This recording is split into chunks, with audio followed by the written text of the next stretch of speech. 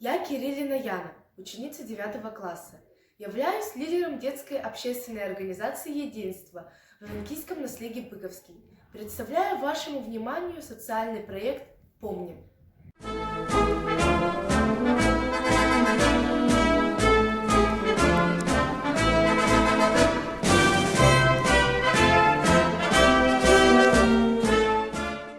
Наша школа не забывает о ветеранах.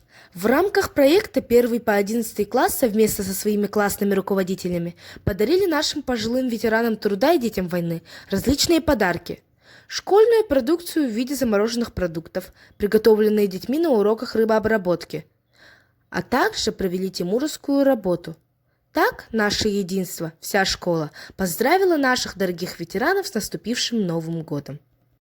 Ко Дню защитника Отечества ежегодно проходят выставки, посвященные Дню памяти и славы.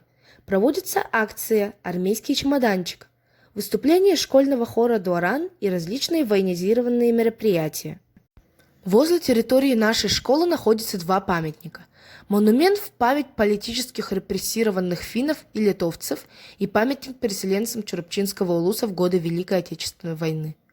В рамках проекта из года в год активисты детской организации очищают от льда и снега и приводят в порядок памятники к знаменательным праздникам. В этом учебном году, ко Дню защитника Отечества, состоялась памятная церемония возложения венков, которые Совет старшеклассников сделали собственноручно. В церемонии приняли участие все учащиеся и учителя Быковской школы, чтобы почтить память репрессированных финнов и литовцев, переселенцев Чурапчинского улуса в годы Великой Отечественной войны. Бесспорно то, что работники тыла оказались надежной опорой для воюющих на линии фронта. Спасибо труженикам тыла за то, что мы сейчас живем, за то, что в снах не посетил нас войны той многолетний гром.